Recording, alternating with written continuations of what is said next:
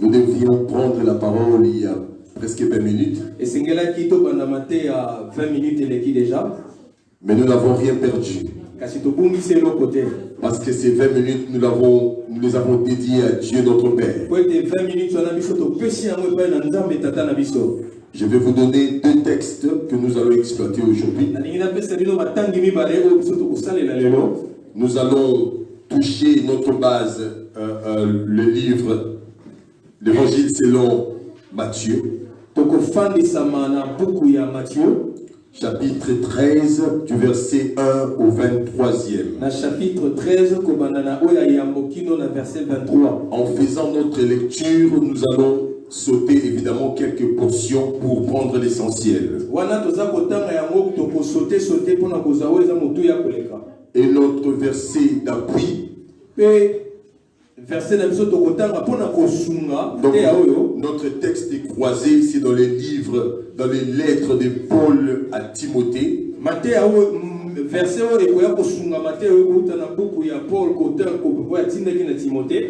C'est dans les livres de 2 Timothée, chapitre 3, versets 10 à 17. Pour nous éviter le temps, nous connaissons l'histoire du Matthieu 13. Ça parle de la semence. C'est l'histoire d'un semeur qui était sorti pour faire son travail dans le et qui a croisé plusieurs sortes de terres. C'est cette histoire que nous allons exploiter aujourd'hui. Nous sommes toujours dans notre grand thème qui est la transformation. Nous avons commencé le dimanche passé avec un sous-thème qu'on a appelé le changement de mentalité.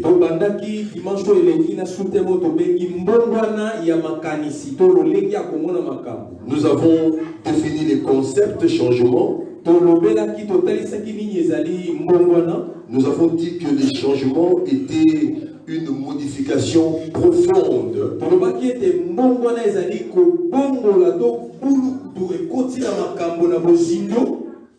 Une modification profonde d'une personne ou de quelque chose.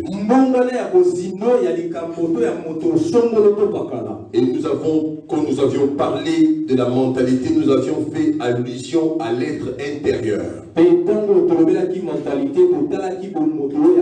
Nous avons parlé de l'âme de l'homme. Et nous avons aussi, nous sommes attardés à dire pourquoi nous devions changer notre mentalité.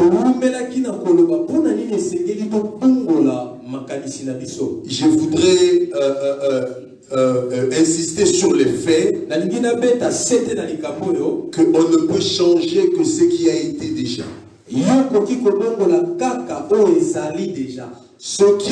Si le changement, si la chose qui existe ne nécessite pas les changements, donc les changements n'ont pas lieu d'être. Aujourd'hui, nous allons évoluer un tout petit peu sur comment changer notre mentalité.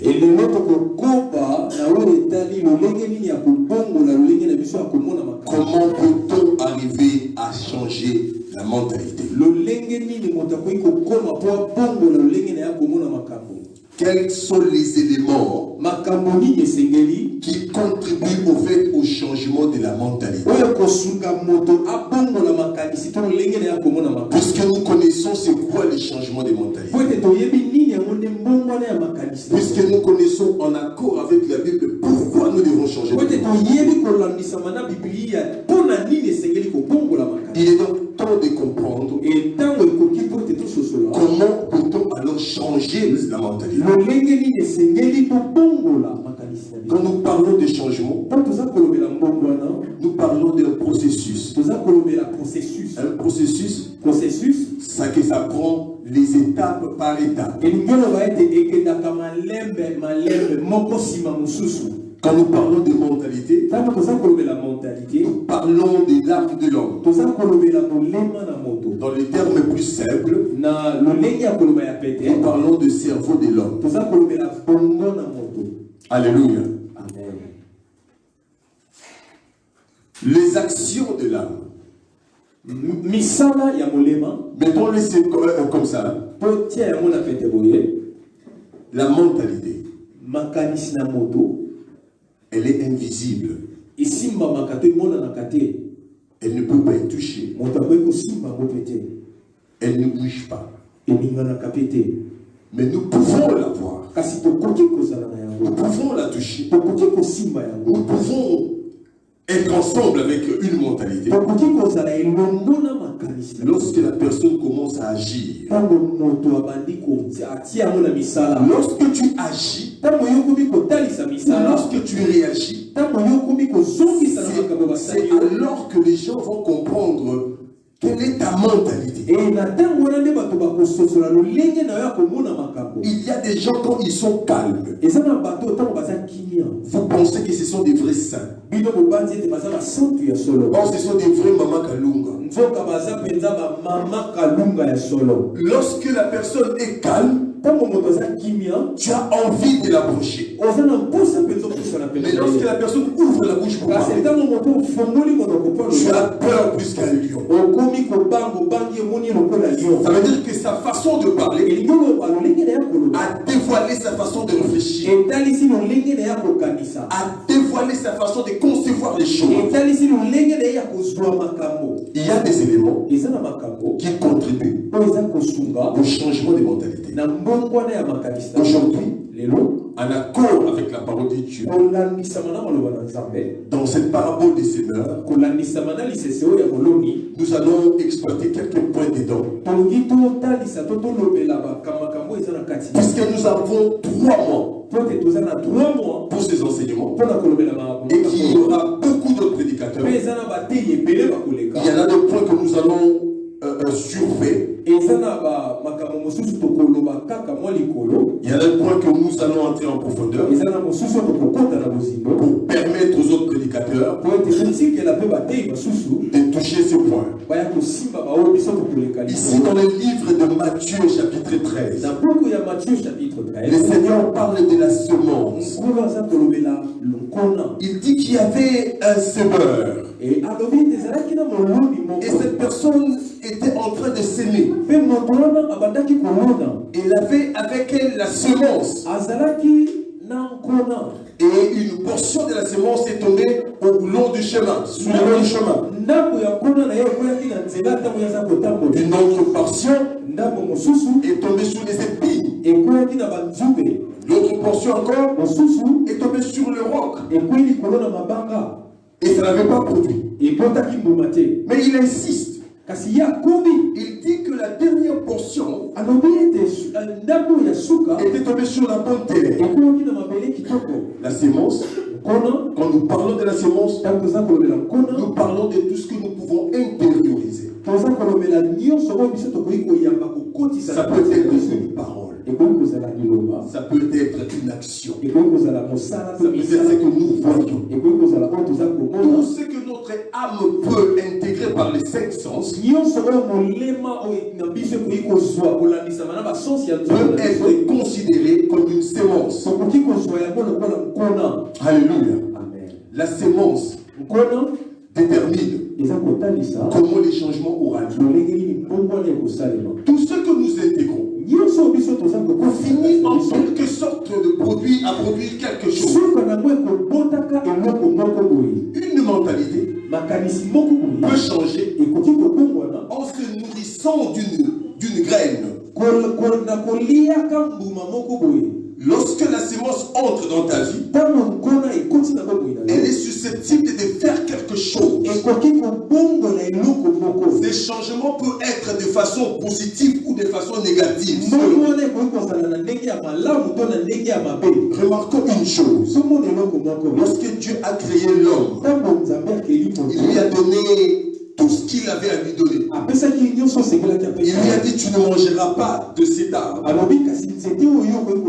Le jour où Adam et Ève ont mangé de ces fruits, écoutez ce que le Seigneur dit à Adam. Tu es où, Adam?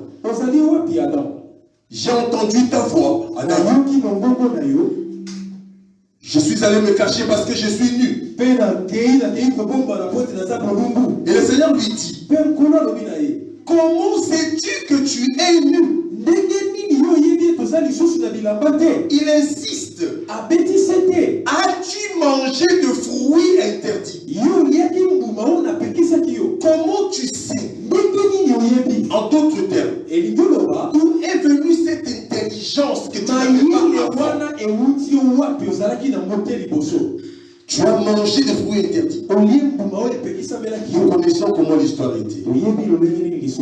Dieu a-t-il réellement dit? En réalité, c'était un échange de paroles. Qui t'a appris que tu es nu? As-tu mangé de cet arbre? Ce n'est pas moi.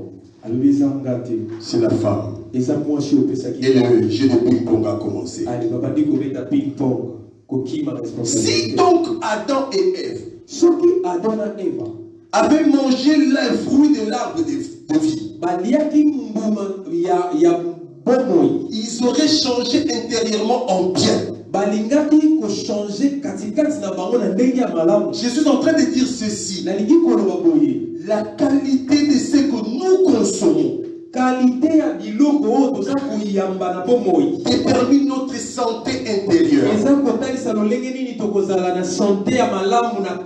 Même naturellement, ceux qui mangent bio, ils ont une santé qui est différente de ceux qui mangent des choses travaillées.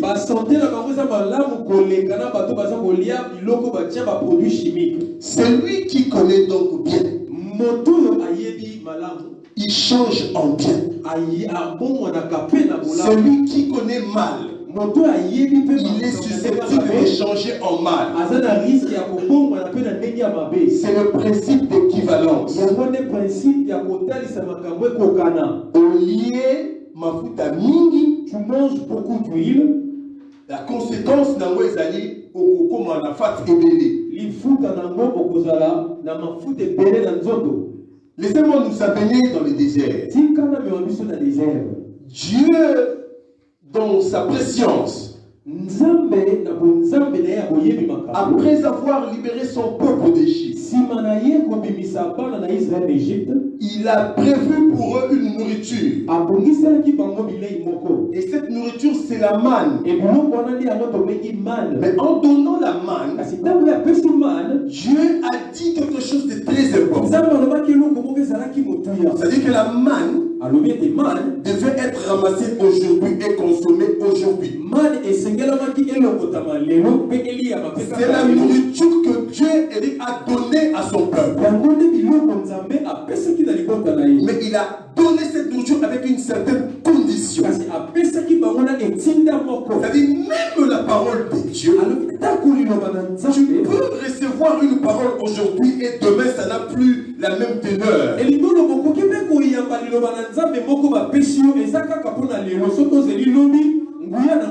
La manne qui est la nourriture de Moïse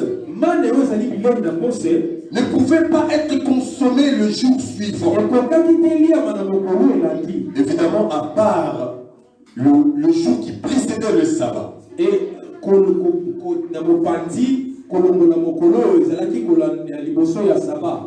nous savons qu'au jour du sabbat, personne ne travaille. Dieu a fait que cette nourriture puisse être conservée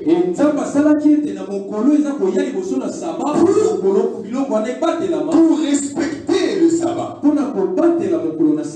Alléluia.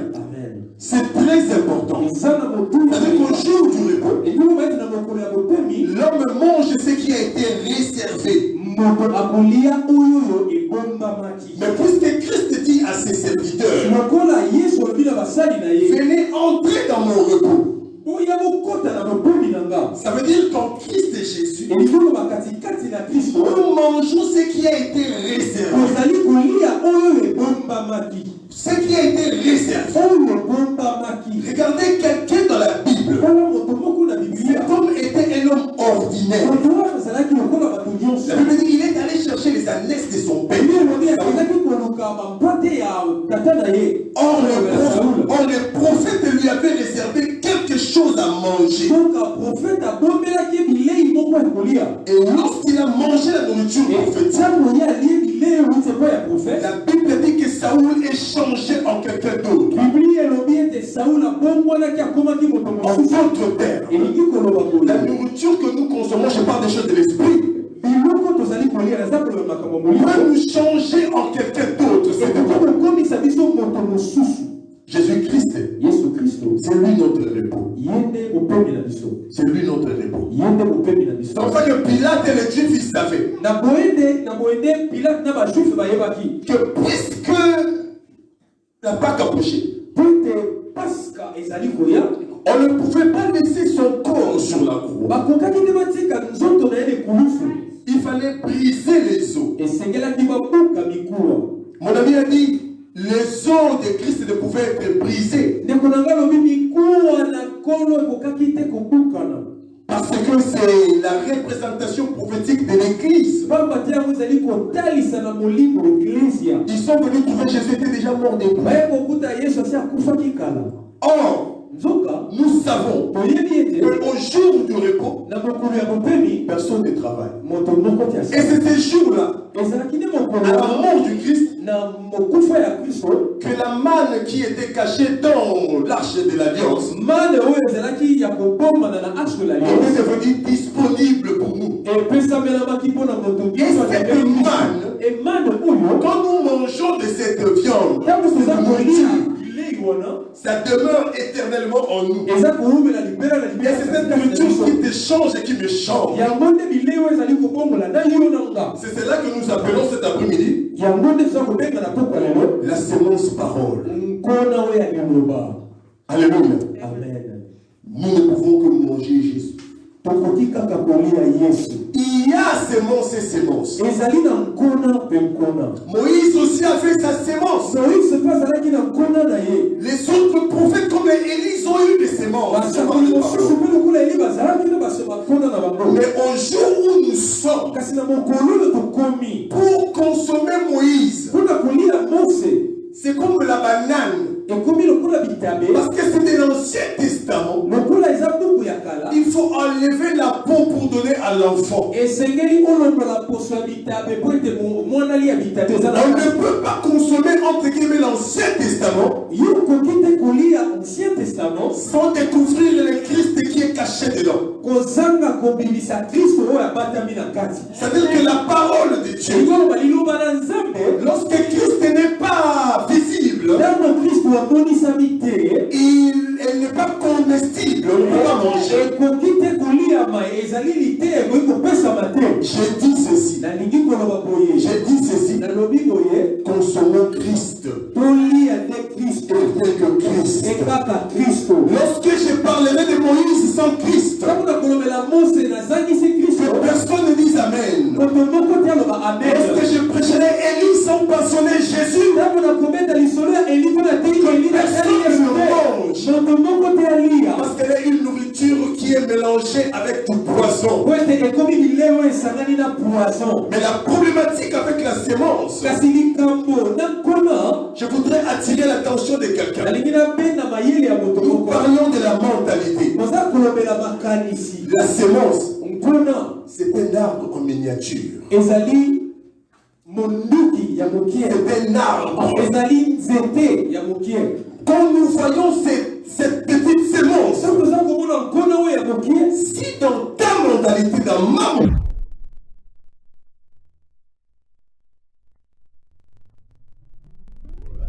nous voyons ça comme une sémence, chaque fois nous serons loin de la volonté de Dieu. C'est un arbre qui n'a pas de racines. Mais c'est un arbre. C'est un arbre qui n'a pas de tronc. C'est un qui n'a pas de feuilles, qui n'a évidemment pas de fruits, mais c'est un arbre, c'est un peuple de Dieu. À partir d'aujourd'hui et jusqu'à ce que Christ vienne, commençons à regarder ou à comprendre la parole de Dieu comme un arbre. Alléluia.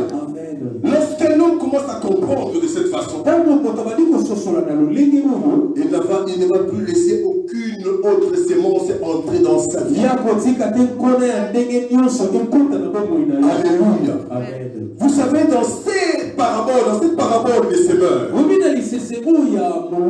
la problématique, ce n'est pas vraiment la sémence.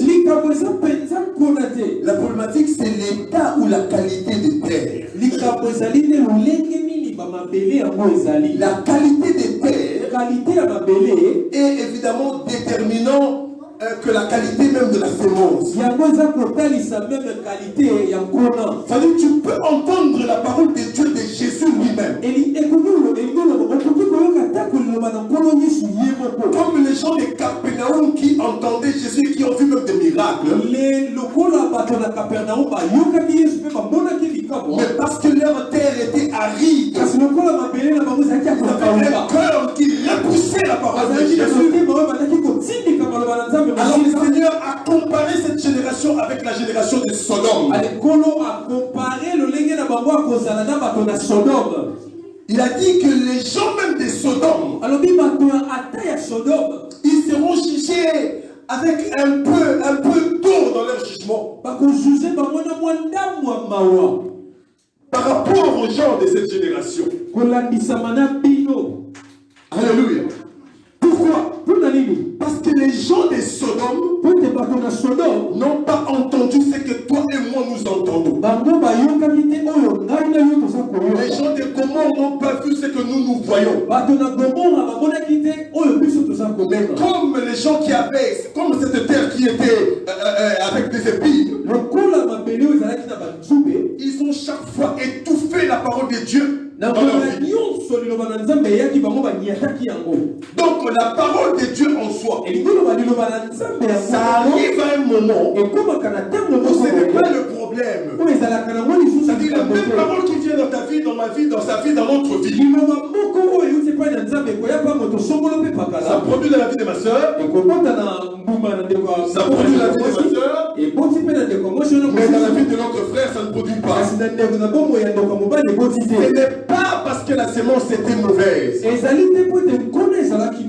mais c'est parce que les dispositions intérieures n'étaient pas favorables. Ça veut dire que la sémence en soi, elle n'a pas d'importance s'il n'y a pas d'incubateur. S'il n'y a pas une femme, la sémence ne sert à rien. Alléluia. Amen. Mais cette femme que je fais allusion ici, ce sont des dispositions intérieures que nous avons. Et je voudrais changer une mentalité en ces lieux maintenant. Vous savez, nous pouvons avoir des dispositions intérieures qui sont favorables aux choses mauvaises.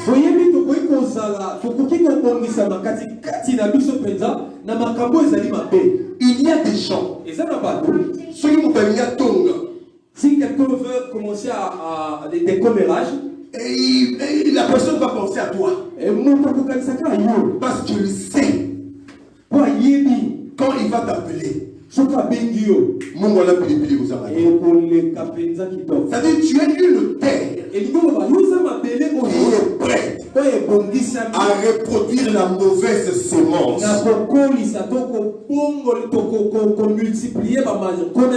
Combien de fois quand nous recevons des mauvais messages dans nos Facebook, Nous voyons vraiment que c'est un message qui est mauvais et qui est indigne des enfants de Dieu. Mais nous le partageons quand même. Et à côté, on met un petit commentaire. Le monde est pourri, le monde est complètement pourri. Nous faisons la promotion des choses mauvaises. Mais avec un peu de pilipili de la parole de Dieu. Le récipient est très important en matière de changement de mentalité.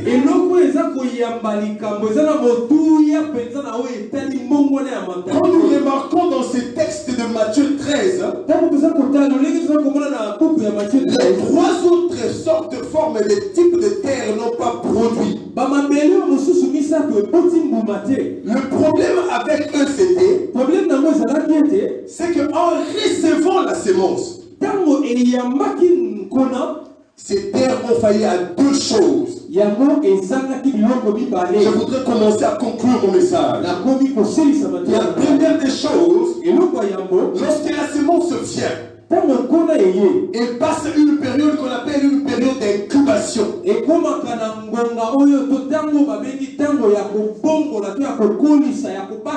C'est une période où la vie commence à naître. C'est cette période où la parole, le logos se transforme en rhéma.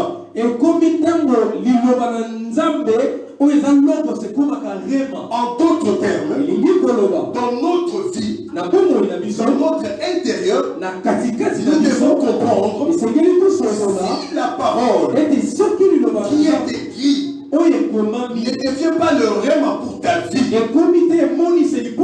pas d'incubation. Tu ne vas pas reproduire quelque chose. C'est-à-dire et dans l'incubation, ce qui est intéressant dans ça, c'est qu'il n'y a aucun signe. Il n'y a aucun signe. Lorsque l'ange est venu voir Marie, frère, il dit à Marie, tu seras enceinte. Marie lui dit, comment cela se fera-t-il? Je ne connais point d'homme. Il dit, la puissance du Saint-Esprit te couvrira de son ombre. Dans l'explication, la puissance du Saint-Esprit te couvrira de son ombre. La sémence, elle aussi a trois parties. Il y a ce qu'on appelle une maman pharmacienne, le noyau. Et il y a un corps qui est couvert par une peau. Et elle a dit, elle te couvrira de son ombre. C'est ainsi que le noyau, vous comprenez de quoi je parle, va entrer en fécondation. Je parle de l'ovulation. Pour être un peu plus clair. Alléluia. Ça veut dire quoi, donc? Si nous n'avons pas de disposition de tomber enceinte, si nous ne sommes pas dans les périodes où la femme peut être enceinte, la semence ne sert à rien. La semence ne servira à rien. Alléluia. Amen. C'est ça la mentalité. Chaque fois que tu liras la Bible, sois attentif pour recevoir le rhéma. Parce que c'est à partir de rhéma que la parole se fera chair. C'est comme ça que nous allons passer dans la deuxième étape. On appelle la période de gestation. La période de gestation, c'est lorsque la fécondation est accomplie et ça commence à prendre la forme jusqu'à ce que l'enfant sorte. En termes de mentalité, lorsque nous recevons la parole Réma en nous, nous devons conserver cette parole en nous jusqu'à ce qu'elle produise.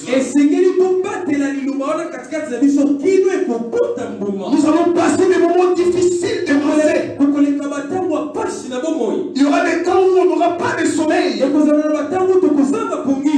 il y aura des temps où tu dois veiller et prier afin que tu ne tombes pas en tentation.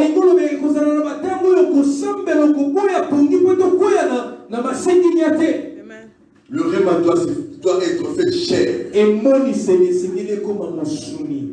Des exigences, il y a des exigences et des recommandations pour que la gestation se fasse jusqu'au bout. Exigence peut pas recommandation et nous sommes en train de parler du récipient. Nous parlons de la femme et de l'épouse.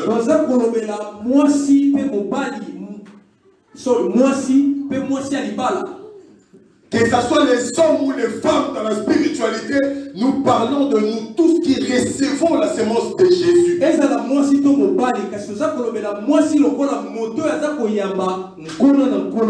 Lorsque nous recevons la sémence et que la sémence a passé la période préliminaire de l'incubation,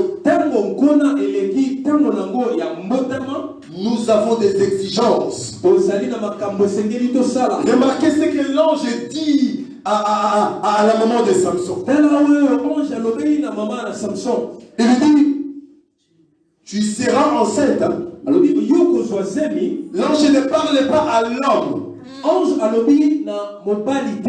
Il vient chez la femme. Parce que l'ange connaît la puissance de la sémence. Mais il veut être sûr que le récipient est approprié et préparé. Beaucoup de fois, nous n'accédons pas aux choses de Dieu parce qu'en tant que récipient, nous ne faisons pas ce que l'ange dit. Il dit à la maman de Samson, la sémence qui est en toi, elle est différente de la sémence qui est dans l'autre. Puisqu'elle est différente, toi tu ne prendras pas de vin. Toi tu ne prendras pas de liqueur forte. Et cet enfant-là, il n'y a pas d'enfant. Et cet enfant-là, ne passera pas sur sa tête. Il n'y a pas d'enfant. Il n'y a pas d'incubation, il n'y a rien. L'ange amène des principes. Ce sont des principes qui nous préparent. Ce sont des principes qui préparent le récipient. On ne donne pas seulement à la femme comment aller préparer à la maison de son mari. Il y a des principes. Remarquez Élisabeth. Lorsqu'elle est tombée enceinte, la Bible dit ceci. Elle a gardé sa grossesse pendant 5 mois. Elle est restée dans le secret pendant 5 mois. Mais nous, lorsque la parole est entrée en nous, nous n'arrivons pas à rester dans la température. Nous sommes chauds. Après une semaine, nous sommes froids. Après nous prière peut-être 1 mois. Après on descend encore bas. Parlant de cela, le Seigneur dit, si tu n'es ni chaud ni froid, voilà pourquoi tu attends mettre au monde. Voilà pourquoi tu attends mettre au monde. Tu vois des miscarriages.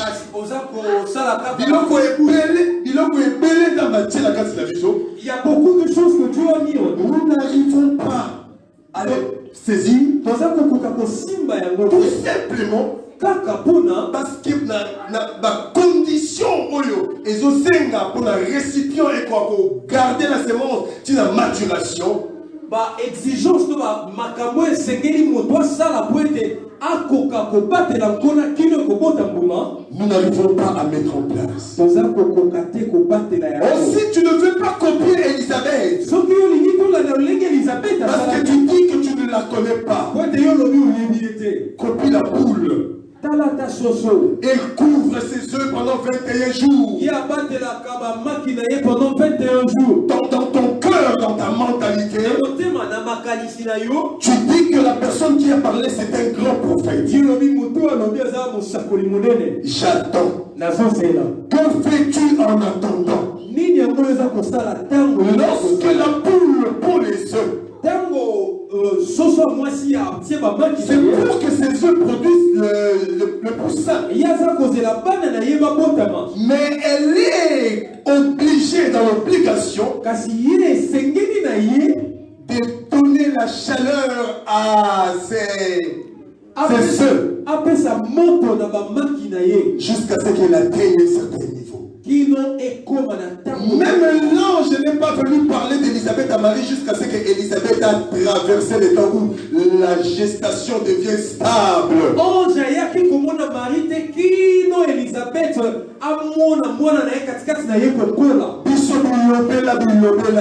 Nous ne gardons pas silence. Tu as fait une vision merveilleuse, tu vas le dire à tout le monde. Tu as entendu une parole prophétique, tu vas déclarer sans avoir couvert les œufs au préalable.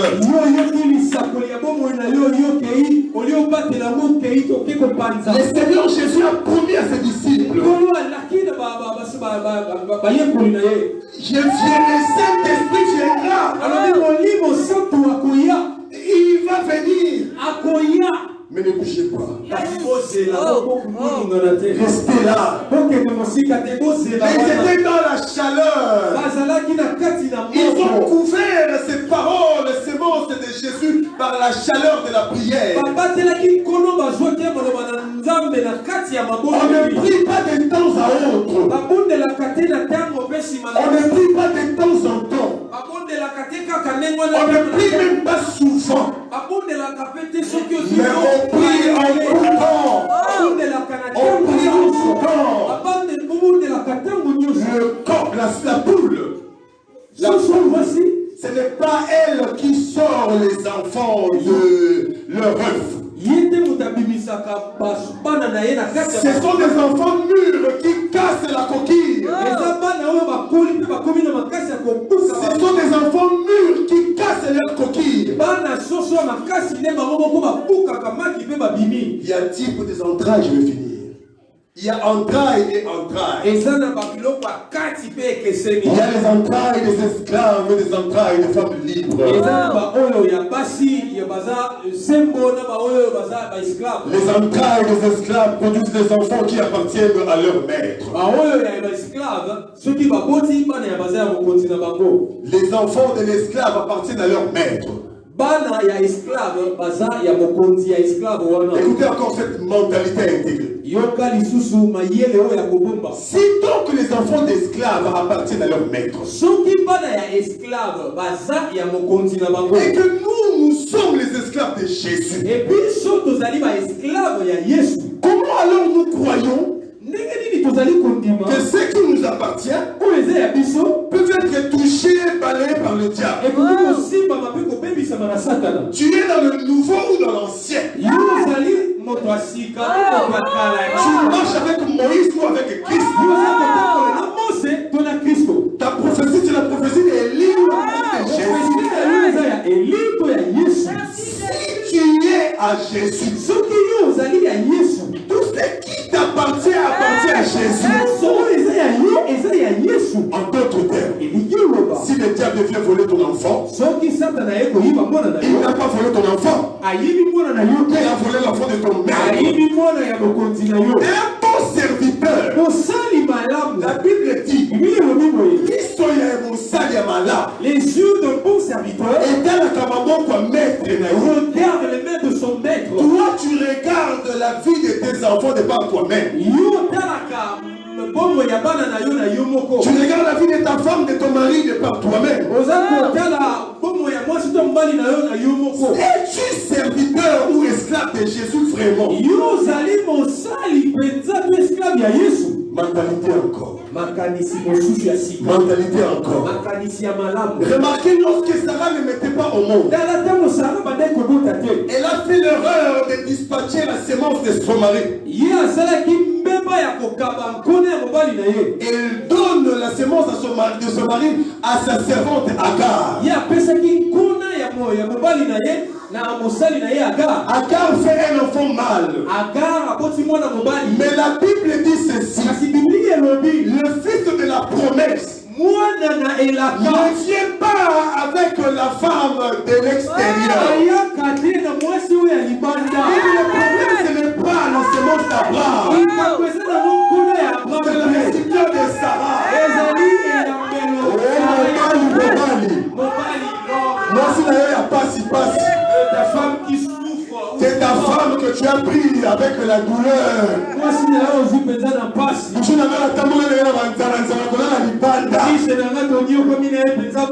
jour où le Seigneur vient de venir, cette bénédiction sera liée à bijoux.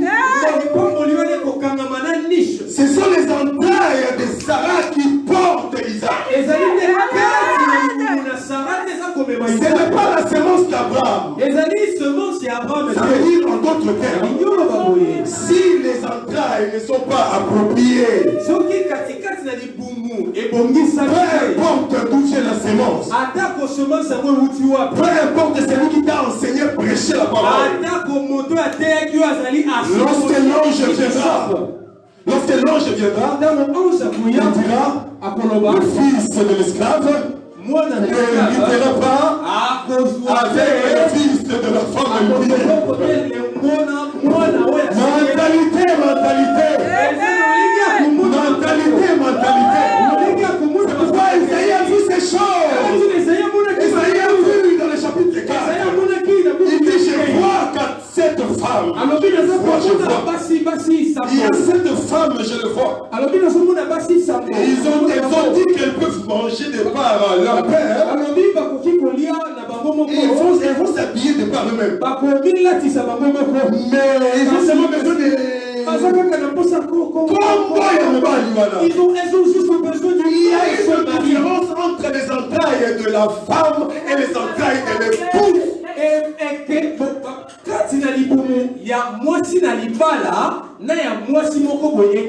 Les entrailles de la femme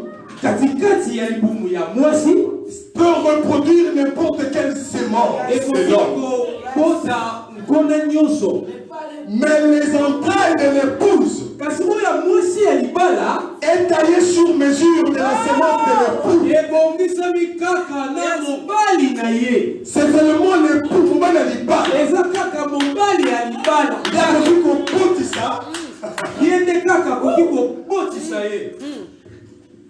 Mangez de votre pain. Si donc tu peux manger de ton pain, si donc tu peux te vêtir toi-même, cherche-toi aussi un mari. Parce que l'épouse de Jésus dépend. C'est cela la mentalité. Tu cherches jusqu'à ce que ta tête pète le plomb, jusqu'à ce que tu tombes dans le stress. Parce que tu ne sais pas c'est quoi la mentalité du époux. La mentalité de l'épouse dépend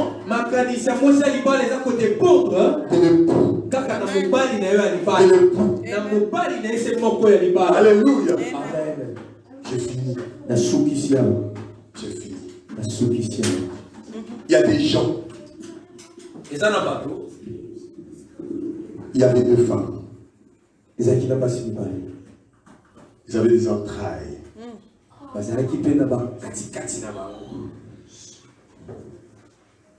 C'était des femmes de la rue, Bandumba.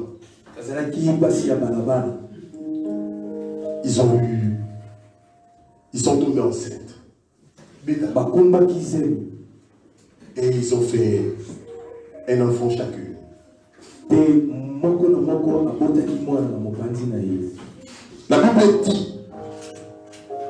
La Bible dit, un jour, pendant la nuit, l'une des femmes s'est couchée sur son fils. Et le lendemain matin, son fils était mort. S'étant réveillé très tôt le matin, elle a changé d'enfant. Et moi, dans cette histoire, ce qui me dérange, ce qui me tique beaucoup, comment ils n'étaient pas à mesure, ces femmes, de déterminer que ça c'est mon enfant, ça ce n'est pas mon enfant. Remarquez dans cette histoire, on ne mentionne pas leur mari. Avait-elle reçu la sémence de la même personne? Mais la Bible dit, lorsqu'ils sont allés voir le roi, le roi a entendu l'histoire. Et puis le roi dit, amenez-moi les couteaux, amenez-moi l'épée. Comment vous ne savez pas à qui appartient l'enfant vraiment? Le père va partager l'enfant en deux. Toi tu auras ta portion, elle aussi aura sa portion. Mentalité encore. Mentalité encore. Je vais donner une mentalité. La Bible dit la femme à qui l'enfant était morte. La femme à qui l'enfant était mort, elle accepte la proposition du roi. Sachant que le pauvre va tuer. Mais la Bible dit ceci. La femme pour qui l'enfant était réellement, elle a senti quelque chose dans ses entrailles. Il faut que les entrailles parlent. Il faut que la mentalité parle. Lorsque la sémence entre dans les entrailles et qu'il y a l'incubation et que tu as réussi à changer les choses, à supporter les choses de température jusqu'à faire un enfant, même si le cordon ombilical est coupé, l'enfant ne sera jamais séparé de sa mère. C'est très important aujourd'hui que nous puissions comprendre. J'ai dit que la mentalité c'est un processus. Et que nous devons être disponibles. Ne crois pas que tu vas te réveiller le matin, tu es transformé. Il y a des étapes à suivre. Et parmi ces étapes, nous avons compris aujourd'hui dans la mentalité que la puissance de la sémence, c'est égal, équivalent de la puissance des entrailles. C'est très important. C'est très important. J'ai débordé de 10 minutes. Je vous demande pardon. Que le Seigneur bénisse chacun de nous. Le dimanche prochain, je vais me reposer. Ça sera un autre prédicateur. Les gens ont changé avec les temps.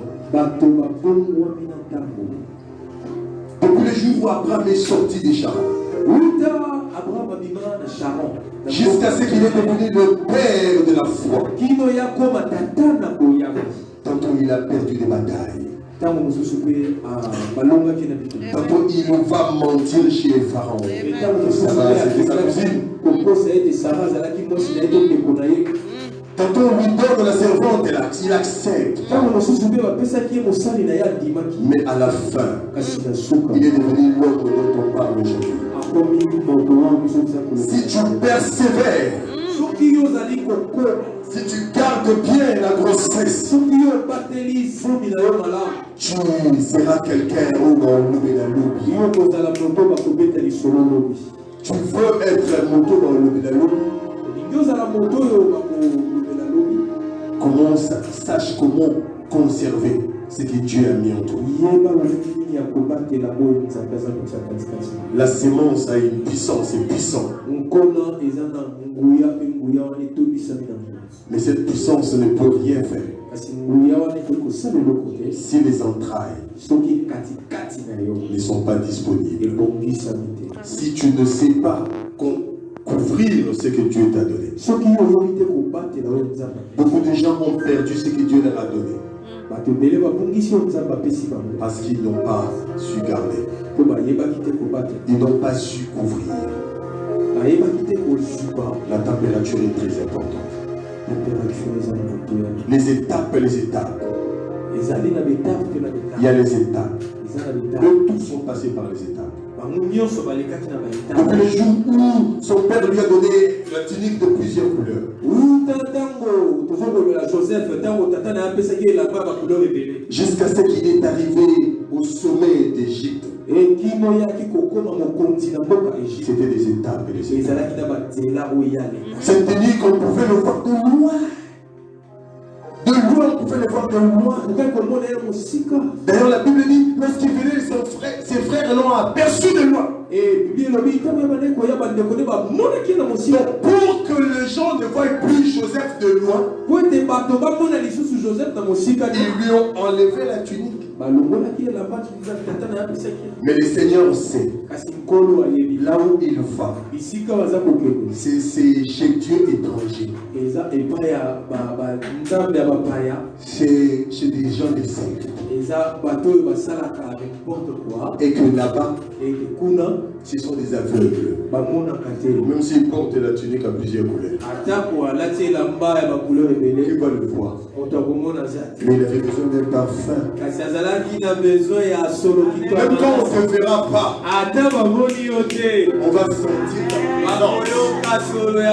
Quand il arrive en Égypte, Potiphar sort la présence. Cet esclave, c'est un aveugle, Potiphar. Esclave, un aveugle, Potiphar est aveugle. Donnez-moi. La femme de Potiphar sent aussi le parfum.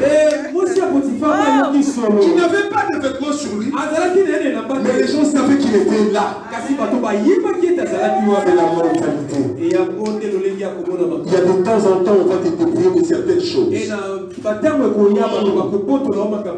Détaille le point. Joue n'importe quoi. N'interprète pas. Dotez une misognos.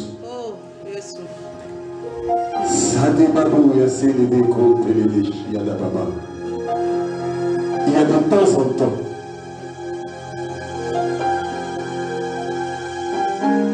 on te privera de certaines choses. On te débarrassera de certaines choses. Des choses précieuses, importantes. Tu te verras comme dénudé. Mentalité. Sache. Quand tu verras ces choses, sache que Dieu est en train de te passer à une étape supérieure. La Bible dit lorsque Marie a vu Élisabeth, parce que c'était déjà le 5e mois, il fallait que les docteurs fassent les scans. La Bible dit l'enfant a bougé, cet enfant est en bonne santé. Je veux dire à quelqu'un, tu es en bonne santé. Amen. Amen.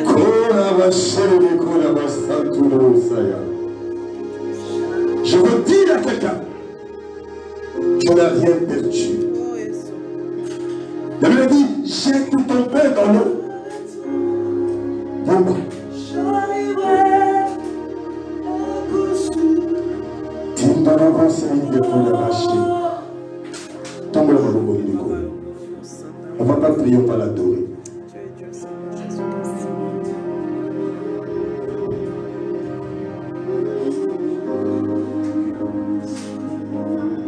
Quelque chose a changé.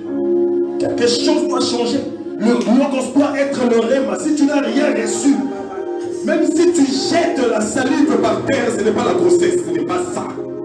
Jusqu'à ce que le logos soit rhéma et que le rhéma devienne chair. C'est le rhéma qui va devenir chair. Qu'est-ce que tu as reçu? Depuis le début, le fils est là. Que quelqu'un sente dans ses entrailles.